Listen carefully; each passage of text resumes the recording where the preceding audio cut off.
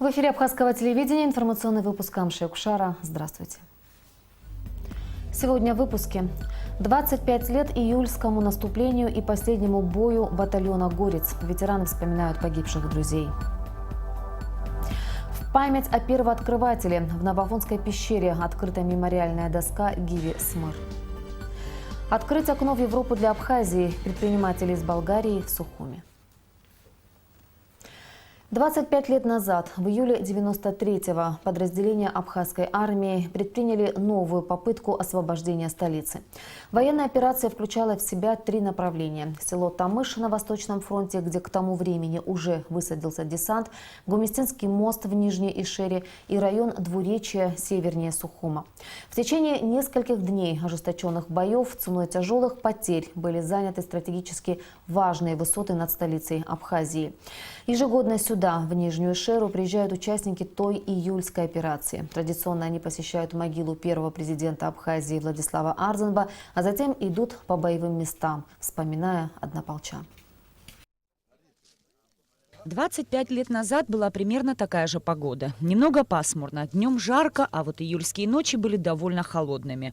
Военное руководство поставило задачу. Первой бригаде 3-го батальона Гумистинского фронта под командованием Зураба Кутеля надлежало перейти мост, выбить противника и занять плацдарм. Назначили время – раннее утро 4 июля. Когда перешли, пошел ливень. Очень холодно было. Даже плот одевали, до бушлата дошли. Надо было 20-25 человек, чтобы перешли. Но в связи с тем, что ребята многие сказали, мы здесь не будем сидеть, мы тоже все должны быть там.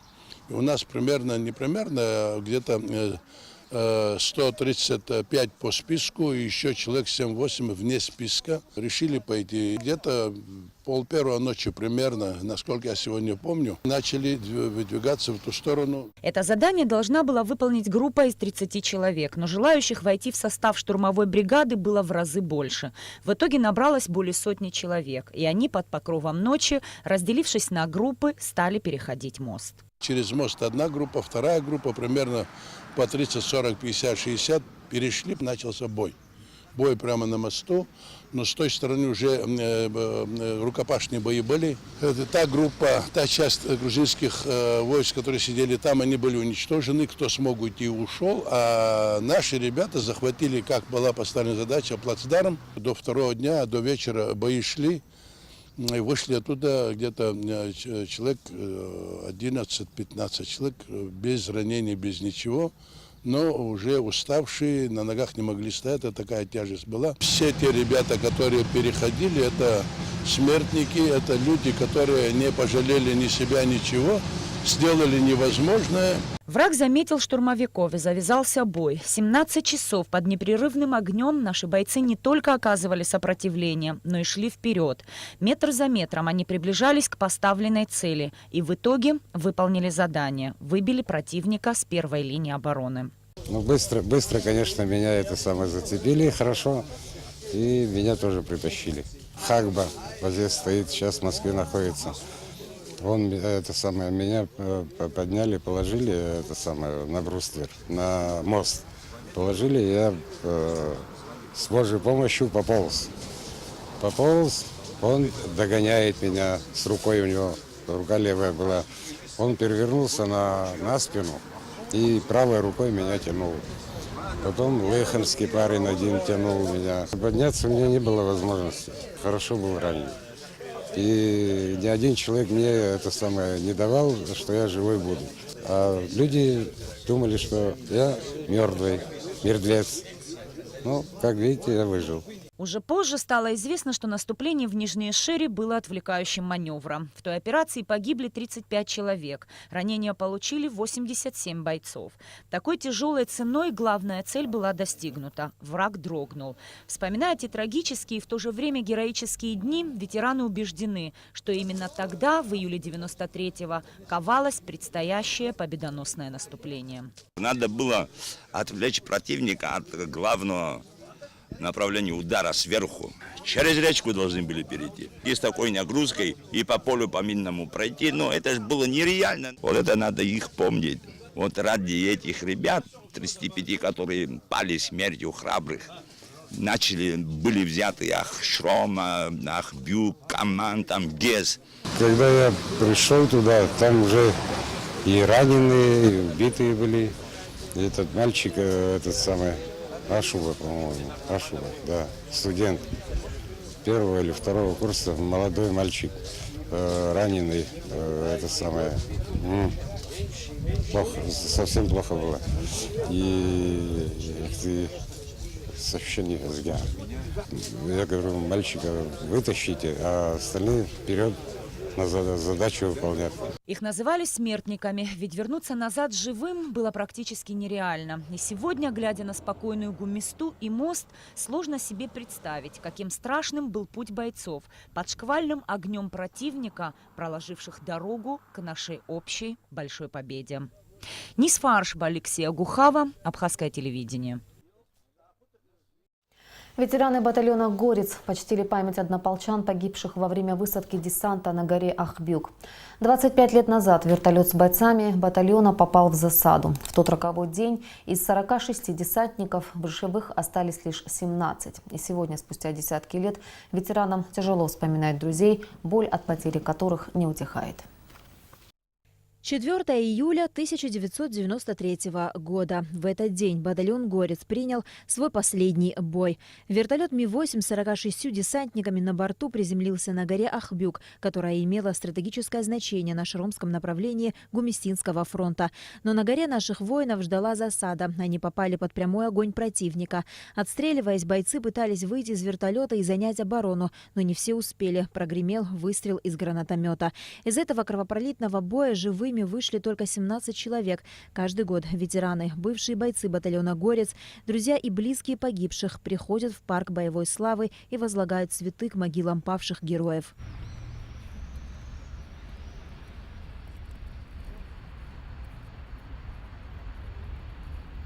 Сын погибшего в тот трагический день героя Абхазии, добровольца из Чеченской республики Ахмеда Хамитова Омар, приезжает в Абхазию уже второй год. Однако только в этот раз впервые за 25 лет он побывал на том самом месте, где его отец сложил голову за свободу и независимость братского народа. Для меня гордость, честь, что так меня встречают здесь. Спасибо вам всем. Точно не знали, как умер, но рассказывали. Через Хамзат узнал, как я год назад здесь был. И вот так, как он умер, где умер, точно все узнал. Гора Ахбюк имела стратегическое значение на Шромском направлении Гумистинского фронта. Она является одной из главных вершин, нависающих над Сухумом. С взятием этой высоты абхазская армия могла продвигаться дальше для освобождения столицы. Позднее под командованием Сергея Аршба отряд из 65 человек, в котором участвовали и оставшиеся в живых после боя 4 июля бойцы, освободил гору Ахбюк. Каждый год на протяжении всех этих лет ветераны батальона «Горец» вспоминают своих погибших товарищей. Спустя 25 лет мы каждый год, Союз ветеранов батальона «Горца», оставшихся из живых, мы каждый год встречаемся и поднимаемся в труднодоступном месте в горе Ахбюк. И сегодня мы тоже планируем подняться туда. В общем, мы не забываем своих наших братьев. Как будто это было вчера, правда. Их память наших боевых друзей из Северного Кавказа, с Юга Кавказа. Бойцы легендарного «Горца», проявляя беспримерное мужество и самоотверженность, сражались за свободу Апсны.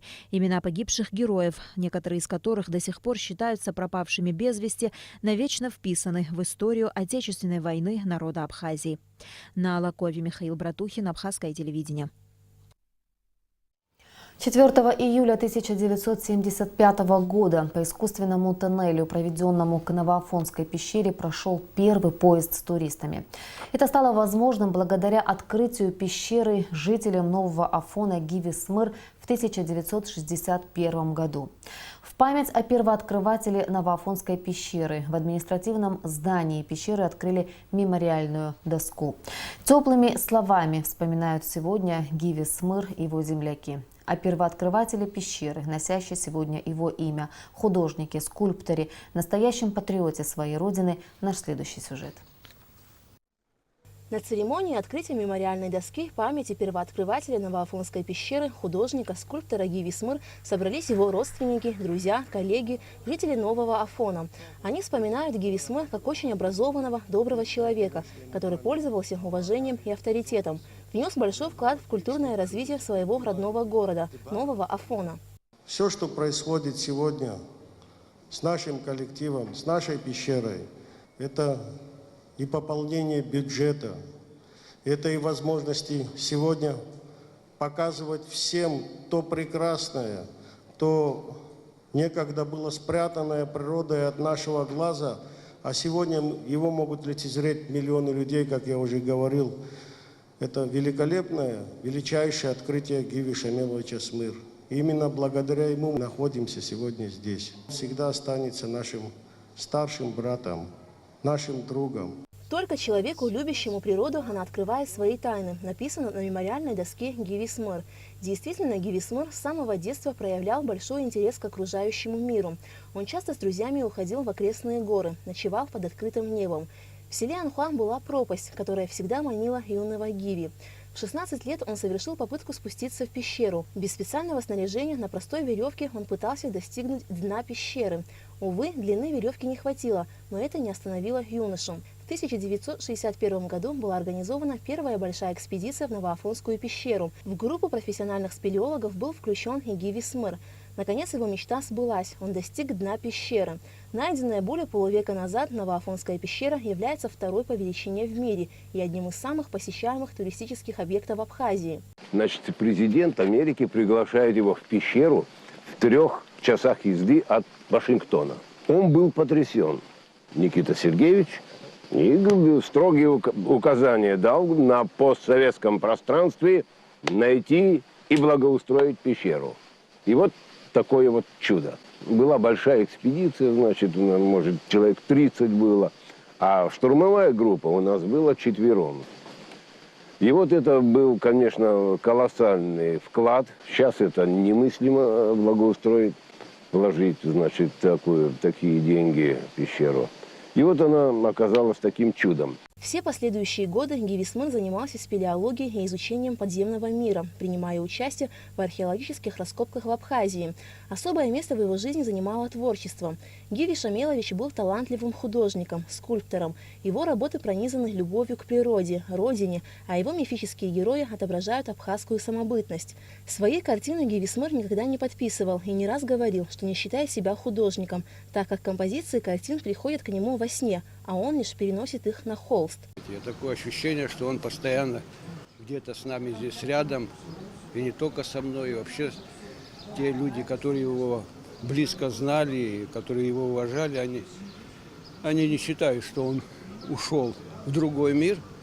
Вот. И тому доказательство, то, что он оставил очень большую работу после себя, живописную. Вот. И не только живописную, это и скульптурные композиции, и живопись. Вот. Поэтому я думаю, что вообще в памяти в нашей оно переросло уже в творчество, и поэтому будет идти вместе с нами, и с нашим народом, и с нашей Абхазией вместе будет во времени. Патриотизм Гиви Смыр проявлялся не только в мирное время, но и в годы Отечественной войны народа Абхазии. С первых дней войны он встал на защиту Родины и прошел всю войну. За мужество и боевые заслуги награжден орденом Леона. Гиви Смыр всегда проявлял заботу о сохранности исторических памятников Нового Афона и в окрестностях города. С целью защиты культурно-исторического наследия Афона в 1990 году вместе с единомышленниками он создал заповедник Анакопия, который сегодня по праву считается одной из визитных карточек города. Сотрудники пещеры с теплотой вспоминают своего руководителя. Гиви Шамилович был мягкий и спокойный, умел разрешить любую проблему, не повышая голосом, говорят они. Этот человек, которого нельзя было обидеть, и если что-то он говорил, именно не сделать. Когда он был, например, замом по спелеологии, я как старший методист приходила, мне какие-то вопросы нужно было по экологии решать. Он здесь недалеко находился. Пока я с ним 2 слова, приезжали со всей Абхазии. Он всем нужен был. Он, знаете, болел за все, вот сердце не выдержало. За пещеру, за чистоту, за порядок, чтобы сотрудники все нормально, довольны были. Он хотел, чтобы вся Абхазия была довольна, всем хотел, все мог. Гиви Смыр на своем личном примере доказал всем, что забота о родном крае стоит гораздо выше всех материальных благ. Нет сомнения, что начатое им дело будет продолжено жителями Нового Афона, которые также горячо любят свой город. Аля Катрапш, Беслан Джинджоли, Абхазское телевидение. 12 лет исполнилось со дня основания Министерства по чрезвычайным ситуациям Республики Абхазия. В Сухуми прошли мероприятия, посвященные этой знаменательной дате. В них приняли участие посол России в Абхазии Алексей Двинянин, гости из Донецкой и Луганской народных республик, Южной Осетии и Приднестровья. Сария Смыр продолжит тему. Перед началом торжественного заседания состоялось возложение цветов к мемориалу в Парке Славы. В церемонии участвовали и гости, представители ДНР, ЛНР, Приднестровской Молдавской Республики и Южной Осетии. Управление по чрезвычайным ситуациям Абхазии было создано 4 июля 2006 года. В 2014 году ведомство преобразовано в Министерство по чрезвычайным ситуациям. На сегодняшний день в управлении работает более 500 человек – пожарные, спасатели, горные спасатели и сотрудники Государственной инспекции по маломерным судам. Ежегодно министерство отправляет своих сотрудников на повышение квалификации в Россию. Сплоченный и работоспособный коллектив ведомства готов в любую минуту прийти на помощь всем, кто в ней нуждается. Они и пожар потушат, и выведут людей из огня, помогут попасть в квартиру, если замок захлопнулся, будут искать пропавших и заблудившихся в горах. Безусловно, это тяжелый труд, связанный с риском и требующий от каждого спасателя мужества и стойкости, смелости и находчивости. За время своего существования ведомство потеряло 6 сотрудников во время сложных спасательных операций. Мы начинали свою работу фактически с нуля, после военной разрухи, с минимумом техники, нехватки личного состава. В этой связи я отдаю должное своим предшественникам, руководителям ведомства, сумевшим выстроить работу и заложить традиции, на котором основывается нынешняя деятельность спасательного ведомства Абхазии. Хочу отметить личный вклад в общее дело каждого сотрудника, будь то он рядовой или командир. Поздравительное письмо премьер-министра Абхазии Геннадия Гагулия личному составу министерства зачитал вице-премьер Астамур Кецпа. Со дня основания и по сей день сотрудники МЧС стоят на страже безопасности народа Абхазии. Каждый сотрудник осознает огромную степень своей ответственности, работает четко, слаженно, с полной самоотдачей, с честью выполняет свой профессиональный и человеческий долг.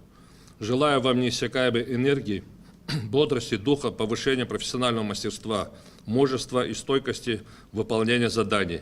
С уважением, премьер-министр Геннадий Гагуля. Сотрудников ведомства поздравили чрезвычайный полномочный посол России в Абхазии Алексей Двинянин и министр внутренних дел Абхазии Гари Аршпа. Мы очень признательны за те действия, которые сотрудники вашего министерства проводят на этом важном поприще. Я, как вы знаете, новый человек на посту посла Российской Федерации, однако уже за 1,5 месяца успел лично убедиться в самоотверженном труде ваших сотрудников и в горах, и на водах, и, так сказать, на дорогах Республики Абхазия. Хочу выразить отдельную признательность за то внимание, содействие и спасение, которое сотрудники МЧС Республики Абхазия оказывают российским туристам и просто российским гражданам, которые попадают в сложные ситуации. Я хотел бы поблагодарить всех сотрудников вашего подразделения.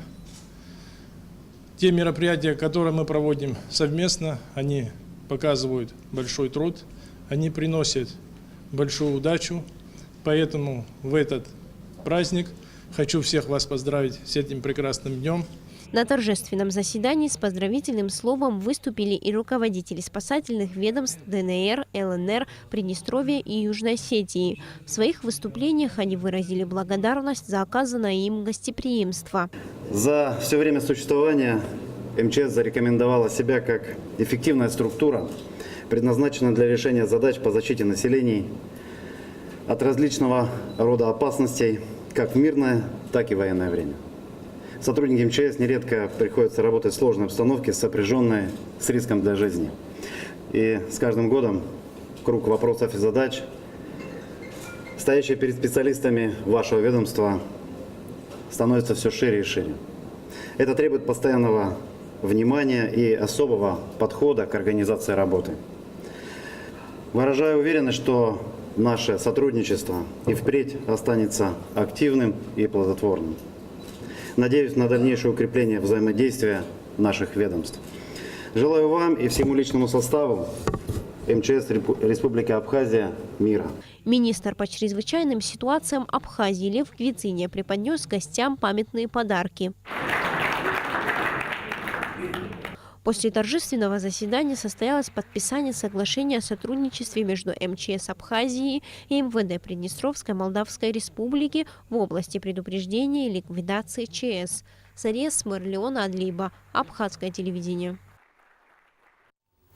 Премьер-министр Абхазии Геннадий Гагулия принял представителей делегации Хашимитского королевства Иордании во главе с вице-президентом Сената Иордании Монир Собер.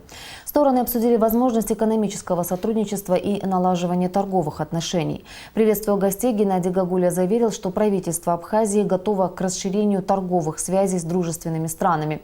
Со своей стороны, руководитель делегации Монир Собер сообщил, что цель поездки носит ознакомительный характер. По его словам, налаживание связей с Абхазией также является приоритетным направлением внешней политики Иордании, которая может стать для Абхазии основным выходом на арабские рынки. Сегодня в торгово-промышленной палате страны состоялась встреча с делегацией экспертов из Болгарии, которую возглавляет исполнительный директор компании «Лев Корпорейшн» Павел Димитров. В составе делегации представитель компании Петко Добринский и эксперт в области обработки мрамора и гранита Митко Бояджиев. О цели приезда предпринимателей из Болгарии расскажет Рената Шакая. Болгарские эксперты прибыли в Абхазию с ответным визитом. Цель первого приезда – обсудить возможности создания совместных предприятий в нашей стране. Ранее президент ТПП Абхазии Тамила Мерцхулава посетила Болгарию по приглашению Союза частных предпринимателей этой страны, с которыми было подписано соглашение о сотрудничестве. Учитывая, что у нас прошли очень хорошие, продуктивные встречи с предпринимателями Болгарии, в частности, с исполнительным директором Лев Корпорейшн. Сегодня делегацию возглавляет исполнительный директор господин Павел Димитров и эксперты, которые сегодня будут иметь возможность встретиться не только с торгово-промышленной палатой, но и в рамках той рабочей программы, которую подготовила палата. Приезд представителей Союза частных предпринимателей Болгарии в Абхазию свидетельствует о переходе от дружеских отношений к партнерским, отмечалось на встрече. В период пребывания в республике делегация из Болгарии планирует ознакомиться с инвестиционным потенциалом нашей страны. Исполнительный директор компании «Лев Корпорейтор» Павел Дмитров отметил, что если инвесторов устроят условия сотрудничества, то для Абхазии откроется окно в Европу. Мы должны, как эксперты, посмотреть и детали, и вообще задать свои вопросы, чтобы могли в конце месяца или в начале другого, как придут инвеститоры, чтобы они уже знали и чтобы могли развивать конкретные проекты. В рамках рабочей программы, подготовленной ТПП, состоятся официальные встречи членов болгарской делегации с премьер-министром Абхазии Геннадием Гагулия и министром экономики Адгуром Ардзамба. Также гости посетят ряд предприятий – завод вина и воды Абхазии и табачный цех «Леон», который, кстати, работает на основе сырья из Болгарии. Рената Шакая, Роберт Ломи, Абхазское телевидение. Урожаю кукурузы в Галском районе грозит серьезная опасность. Несколько дней назад на плантациях 6 сел района было обнаружено большое скопление насекомых, способных полностью уничтожить урожай в этом году. Сегодня с необходимым количеством пестицидов для обработки кукурузы на место выехал директор Госслужбы по защите растений Минсельхоза Абхазии Владимир Герия. Подробности в следующем репортаже. Кукурузное поле, которое вы видите, находится в селе Реп Галского района. На молодых стеблях кукурузы заметны повреждения. Если подойти поближе, можно увидеть многочисленные личинки гусениц и кузнечиков. Гусеница – это так называемая кукурузная совка. Что касается кузнечиков, то, хотя и было подозрение на саранчу, это обычный зеленый кузнечик, обитаемый в Абхазии. В данном случае вот собранный материал на полях плантациях кукурузы в Гальском районе представляет собой кузнечика зеленого. Кузнечик зеленый очень распространенная прямокрылая, это родственник саранчи. В Абхазии он время от времени может давать такие вспышки численности. При небольших численностях он полезный насекомый. Но коль скоро он присутствует на плантациях и вредит, нужно применять, естественно, необходимые меры защиты. В связи с внезапным распространением в селах Галского района зеленого кузнечика глава администрации Тимур Надарая провел экстренное совещание с участием глав администрации всех 18 сел района. Все они были предупреждены о возникшей опасности. В город Гал также выехал директор Госслужбы по защите растений Минсельхоза Абхазии Владимир Герия, который привез необходимое количество пестицидов для обработки плантаций. Препараты тут же были распределены по селам. В 6 селах в нижней зоне. Это Пчара, это Бгора, это Хяцха, это Кагида, Цикара и Ряб. В этих селах мы обнаружили. Данный вид саранчевых – зеленый кузнечик, как правило, хищное насекомое и питается другими насекомыми. Проблема спровоцирована засушливой погодой, уверен Владимир Герия. В течение вот этих 2-3 суток планируется обработать до 150 гектар кукурузных полей. Эта проблема спровоцирована засухой. Вот этот вид саранчевых – это скорее зеленый кузнечик.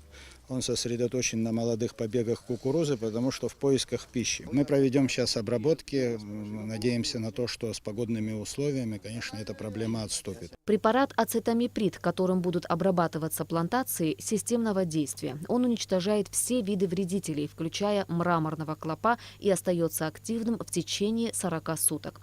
Сейчас важно не упустить момент, чтобы как можно раньше выявить пораженные плантации и обработать их ядохимикатами, так как существует опасность распространения насекомого и в другие районы Абхазии. Как говорят специалисты, при своевременном реагировании даже зараженные плантации кукурузы можно спасти. В субботу, 7 июля, отмечается День Сухума. Администрация города подготовила развлекательные мероприятия для жителей и гостей столицы. В этом году в Абхазии, в частности в столице, отмечаются важные юбилейные даты, поэтому городские власти решили отметить День Сухума скромнее, чем обычно. И тем не менее праздник будет. С 18 часов на набережной у памятника неизвестному солдату будет проходить музыкальное мероприятие для детей. Управление образования администрации города Сухум готовит для юных жителей столицы разнообразную программу. Ростовые куклы, интерактивные развлечения, флешмоб, дискотека для детей, запуск воздушных шаров. В 20:30 празднование Дня города продолжится концертом на территории Сухумской крепости, подготовленным Управлением культуры столичной администрации с участием артистов абхазской эстрады. Сухумский и Пермский районы намерены развивать дружеские и торгово-экономические связи. Делегация собрания Сухумского района во главе с председателем Зауром Сангулия побывала с рабочим визитом в Пермском районе России.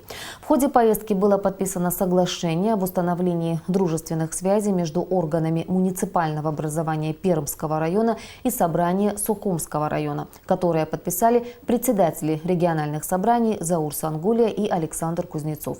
В ходе визита стороны определили основные направления взаимовыгодного сотрудничества. И о погоде. По сообщению Гидрометцентра, завтра в Абхазии ожидается облачная погода с прояснениями. Ночью, утром и вечером дождь, возможно гроза, днем преимущественно без осадков. Температура воздуха ночью плюс 18-23, днем плюс 26-31 градус. Температура морской воды плюс 26 градусов. Информационный выпуск завершен. Я прощаюсь с вами. До встречи в эфире.